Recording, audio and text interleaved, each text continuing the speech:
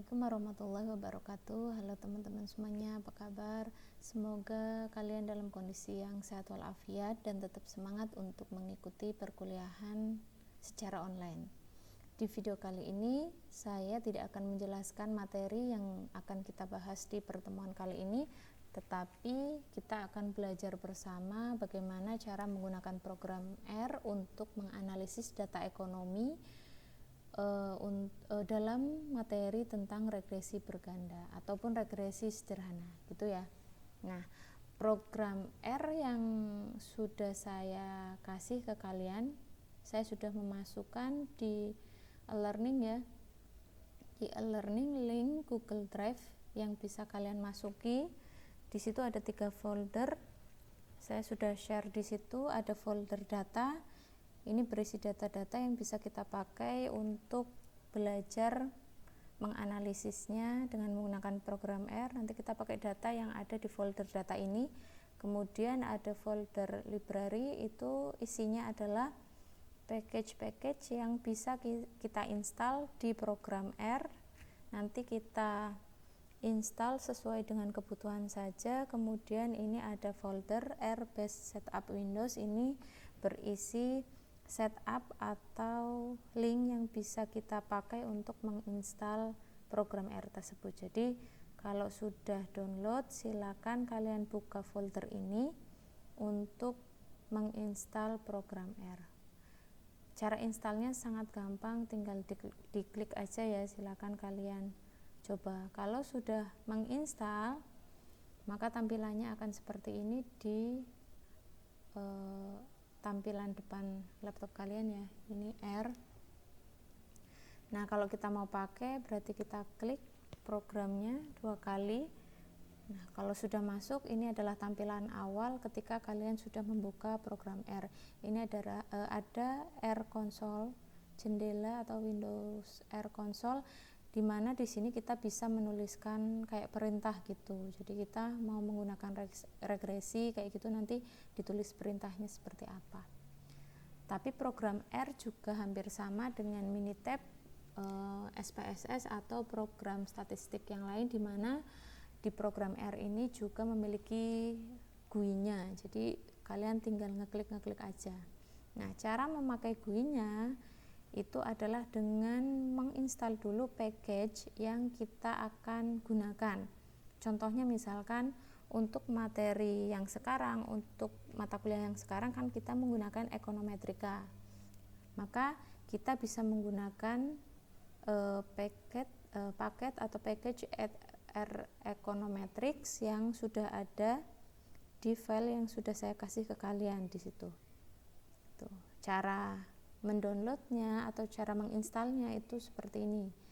Kalian klik package, kemudian install package from local zip. Jadi kalau misalkan kalian sudah mendownload package-nya atau folder yang sudah saya kasih ke kalian, itu klik install package from local zip. Nah, kira-kira di mana? Ini kan di sini saya sudah ini ya, ada folder library, kemudian ada di dalam folder itu ada 3 folder lagi, yaitu package tambahan, R Commander atau R Metric. Nah, karena kita menggunakan R Commander, maka klik R Commander. Nah, di sini kan banyak ya filenya ya. Nah, tinggal di Ctrl A, pilih semua, terus open. Nah, kalau pengen diinstal semua ya silakan, tinggal kalau sudah selesai menginstalnya, ini R Metric, tinggal di Ctrl A juga, nanti di open lagi. Dan ini ada paket tambahan juga kalau misalkan memang membutuhkan paket tambahan, kalau misalkan kalian pengen ngitung-ngitung apa gitu. Ini, tapi karena kita membahas tentang ekonometrika, R Commander itu cukup. Kalau sudah menginstal package yang akan kita gunakan, maka yang selanjutnya adalah memanggil package tersebut atau load. Nah, caranya adalah dengan ini ngeklik package, kemudian load package. Kalau package yang tadi itu kalian sukses untuk menginstal, maka akan keluar jendela seperti ini. Nah, kita tinggal pilih package yang akan kita gunakan. Ini.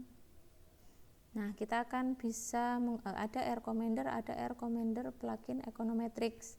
Ini adalah package tambahan dari R-Commander. Jadi kita pakainya ini aja ya, R-Commander plugin Econometrics, kita pilih kemudian kita klik OK. Kalau sudah memanggil package tersebut, maka akan ada tampilan seperti ini, R-Commander di sini. Jadi nanti kalau kita sudah memanggil package yang akan kita gunakan, selain jendela R Console juga ada R-Commander di sini, gitu ya. Nah, kalau sudah, berarti kita bisa menggunakan program R ini untuk melakukan analisis data. Salah satunya adalah regresi berganda yang akan kita lakukan di pertemuan kali ini. Nah, langkah awal ketika kita ingin melakukan analisis regresi berganda atau regresi sederhana, itu kan berarti kita harus memasukkan datanya dulu. Data yang kita pakai itu apa? Misalkan data yang kita pakai adalah data yang sudah ini saya kasih ke kalian ya. Nanti di folder yang saya share ke kalian program R itu kan ada folder data. Nah, di sini ada banyak bab, ini disesuaikan dengan buku yang saya beli dari dosen saya dahulu. Nah, di buku ini itu regresi berganda itu masuk di bab 5, maka kalian bisa lihat di sini. Nah, di sini kan ada banyak data yang bentuknya TXT atau notepad ya, yang ditulis dengan notepad. Misalkan kita ingin melakukan analisis regresi berganda, misalkan kita menggunakan data ini, kita coba buka regresi berganda.txt. Nah, ini kan bentuknya TXT ya atau notepad ya. Nah, langkah yang pertama yang perlu kita lakukan untuk menggunakan program R dalam analisis data ini adalah menginput atau memasukkan data ini ke R gitu. Nah, bagaimana caranya? Di Windows atau jendela R Commander, kita pilih data di sini. Data, kemudian kita impor data. Nah, di sini kalau kalian perhatikan, impor datanya itu tidak hanya dari data TXT yang sudah kita miliki, bisa bentuknya text file, bisa bentuknya adalah data dari SPSS, bisa data yang dari Minitab atau Stata di sini, atau bisa juga data yang diambil dari Excel. Jadi bisa dari mana aja, disesuaikan aja. Karena di sini kita punya data dari Notepad atau TXT bentuknya, maka kita ngeklik yang ini ya, from Excel access or the base dataset. Nih. Nah, ini ada atau keluar jendela seperti ini, enter nama of dataset, tinggal dinamakan aja datanya data 1 misalkan, tinggal OK. Nah, kita mau pakai yang mana? Nah, ini kan data yang kita akan masukkan, data regresi berganda gini ya. Nah, maka tinggal open. Nah, kalau sudah view dataset,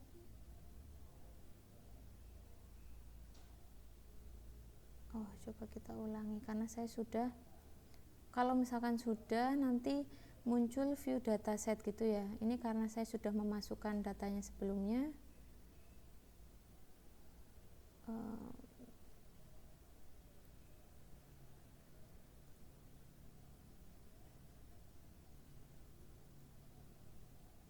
Coba kita ini karena saya tadi sebelumnya sudah memasukkan data dengan nama regresi berganda, saya sudah memasukkan datanya ini ya.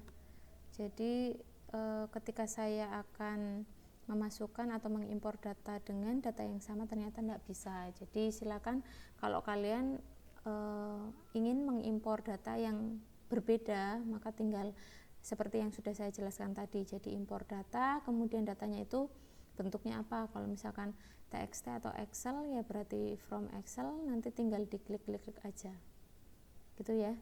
Nah, nanti kalau misalkan ini sudah masuk datanya, kalau pengen melihat view datanya seperti apa, tinggal klik view dataset. Nah ini datanya sudah masuk di program R. Gini ya, ada Y, X2, X3, X4, dan X5. Nah selanjutnya kalau misalkan ingin melakukan analisis regresi dari data yang sudah kita inputkan di program R ini, kita tinggal mengklik statistik, kemudian pilih fit models, kemudian pilih lagi linear regression. Akan muncul jendela seperti ini, di mana ini ada enter name for model, ini kan langsung keluar seperti ini ya. Kalau misalkan kalian pengen ganti, silakan ganti. Kalau misalkan enggak pun enggak masalah. Kemudian ini ada pilihan respons variabel, kita suruh memasukkan variabel responnya atau variabel dependentnya atau variabel yang dipengaruhinya.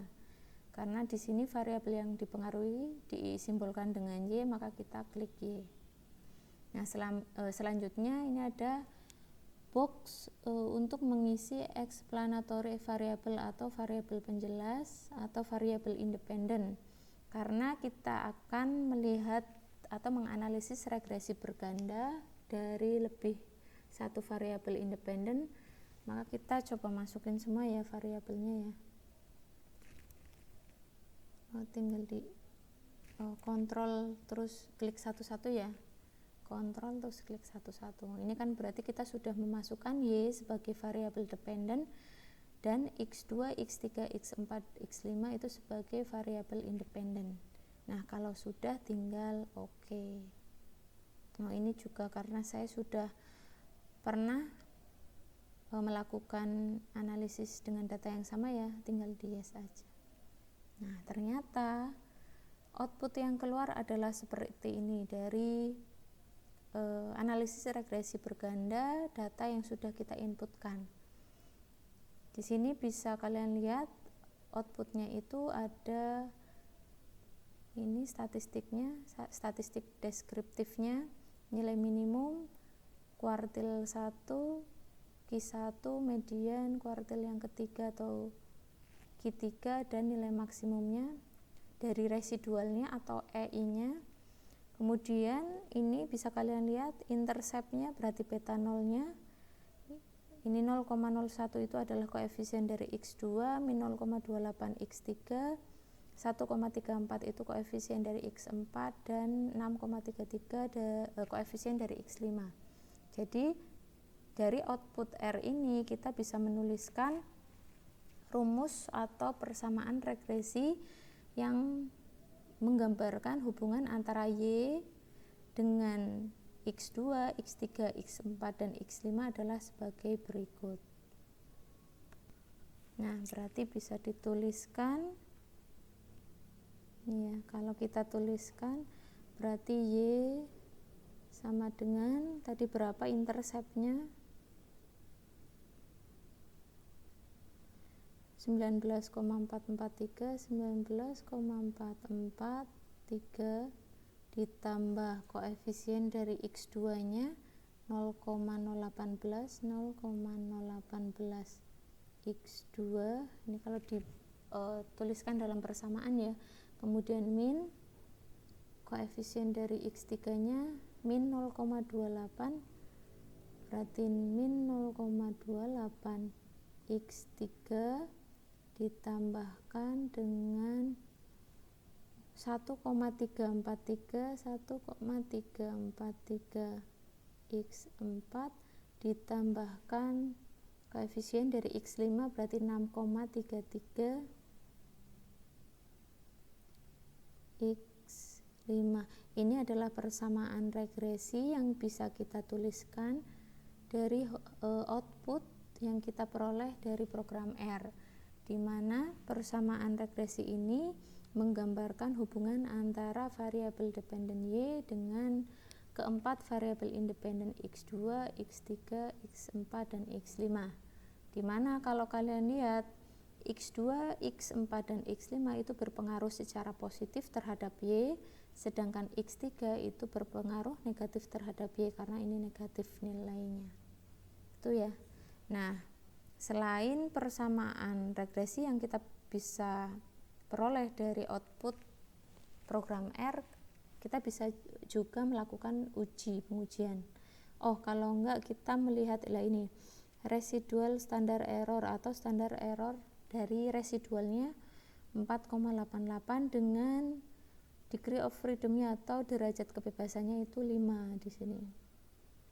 Nah, kita juga bisa melihat R square-nya atau R kuadratnya atau koefisien determinasinya. Kalau kalian perhatikan di sini nilainya 0,9776 atau R kuadrat adjusted-nya atau R kuadrat yang disesuaikannya nilainya 0,9716. Ini artinya sebesar 97,76 atau 97,16%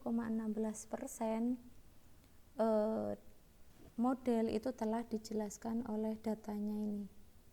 Jadi kalau dilihat dari R kuadratnya, nilai R kuadratnya ini kan berarti modelnya sudah baik gitu, karena mendekati 100% atau nilainya mendekati 1.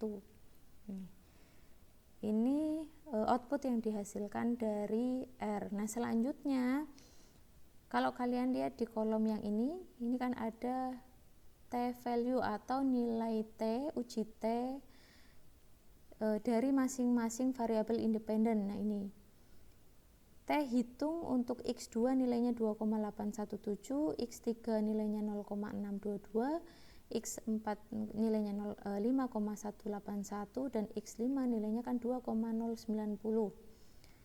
Kalau misalkan kita ingin melihat pengaruh secara parsial atau masing-masing dari variabel independen X2, X3, X4, X5 terhadap variabel dependen Y, itu kan kita bisa menggunakan uji T, di mana kita uji satu-satu ya per variabel independennya ya. Nah, ini kan sudah diketahui T hitung dari masing-masing variabel independen, nanti tinggal dibandingkan dengan T tabelnya. Kalian bisa menghitung T tabel dengan melihat tabel T-nya. Sudah kita bahas di pertemuan sebelumnya. Itu. Tapi kalau misalkan pakai uji T, ini juga bisa sebenarnya. Nah, untuk lebih mempermudah kalian, uji T ini kan digunakan untuk melihat pengaruh secara parsial atau secara sendiri-sendiri dari masing-masing variabel independen ya, dengan dengan kesimpulan jika T hitung itu lebih kecil dari T tabelnya, maka H0 diterima, atau kita akan menolak H0 pernyataan hipotesis H0 itu kalau T hitungnya itu lebih besar dari T tabelnya gitu ya. Artinya kalau kita menolak H0 berarti variabel independen ini berpengaruh secara signifikan terhadap variabel dependen Y. Jadi kalau kita menolak H0 di mana misalkan ini ya beta 1 dari X2, misalkan beta 1-nya sama dengan 0, otomatis artinya kalau kita menolak H0-nya, maka X2 itu berpengaruh secara signifikan terhadap Y-nya. Gitu ya. Tetapi kalau misalkan kita repot menggunakan T hitung karena harus membandingkan dengan T tabel, maka kita bisa menggunakan nilai yang ini. Ini adalah p-value namanya. Biasanya untuk program-program statistik itu pasti akan mengeluarkan atau memunculkan nilai p-value ini. Ini adalah memudahkan kalian. Nilai p-value ini tinggal dibandingkan dengan alfa yang kita pakai. Misalkan kita biasanya kan menggunakan alfa sebesar 5%, maka tinggal dibandingkan nilai p-value-nya dengan alfa. Dengan ketentuan jika p-value-nya kurang dari alfa, maka kita menolak H0. Misalkan ini ya p-value dari variabel X2 nilainya 0,01.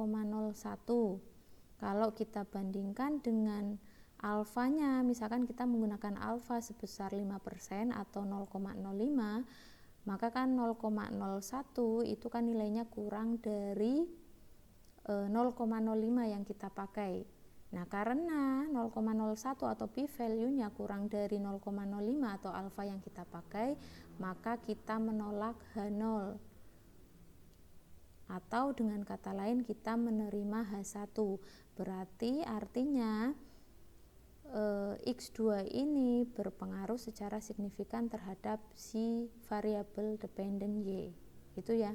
Nah, kalau yang kedua ini misalkan kalian perhatikan X3 di sini kan nilai p-value-nya 0,5. Sedangkan alfa yang kita pakai itu adalah 0,05 atau 5%. Kalau kalian bandingkan p-value di X3 ini, di variabel X3 ini, itu kan p-value-nya lebih besar dari alfa yang kita pakai. Otomatis kita menerima H0. Atau dengan kata lain, sebenarnya X3 ini tidak berpengaruh terhadap Y-nya. Jadi, fungsi dari t-value atau p-value yang ada di sini adalah melihat pengaruh dari masing-masing variabel independen yang kita pakai terhadap variabel independen yang kita miliki di sini. Ini ya, jadi bisa kalian bandingkan. Jadi kalau kalian lihat X4 di sini karena nilai p-value-nya kurang dari alfa, otomatis X4 ini juga berpengaruh. Ini ya, berpengaruh terhadap si Y. Kemudian untuk X5, kalau kalian perhatikan ini kan nilainya 0,054. Otomatis itu artinya dia lebih besar dari alfa yang kita pakai. Otomatis X5 juga tidak berpengaruh secara parsial atau secara sendiri terhadap variabel dependent atau Y yang kita miliki di sini. Itu ya. Nah, selanjutnya selain t-value dan p-value yang bisa kita lihat di output R ini, atau ini ya R kuadrat atau koefisien determinasi, kita juga bisa melihat nilai uji statistik dari model ini. Nih, F statistik atau uji F yang kita peroleh ketika kita melakukan analisis regresi berganda dari model ini adalah senilai 163,7. Nanti kalian bandingkan dengan menggunakan tabel F. Ini silakan kalian bandingkan dengan F tabel dengan menggunakan tabel F ya. Nanti kira-kira dapatnya apa kesimpulannya. Tapi untuk lebih gampang lagi kita juga bisa menggunakan p-value yang ada di output program R ini. Ternyata nilainya 3,519 pangkat min 12, artinya ini berarti 0,00000 sampai 12,519 ini. Nah, p-value ini juga memudahkan kita tanpa harus membuka tabel F untuk membandingkan antara nilai F tabel dengan F hitungnya. Nih. Jadi tinggal kita bandingkan p-value dengan alfa yang kita gunakan. Misalkan kita menggunakan alfa sebesar 5% atau 0,05, maka kita bandingkan, ternyata p-value-nya di sini kita peroleh nilainya itu kan kurang dari alfa.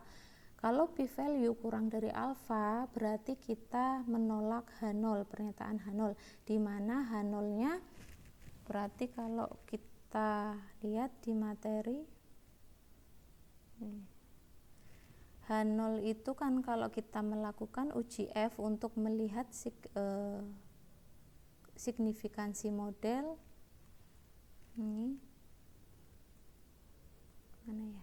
Nah, ini kalau kita menolak H0 ini hipotesisnya ini ya, ini hipotesisnya, maka artinya kita di sini akan tertulis bahwa beta 1 sama dengan beta 2 sama dengan beta 3.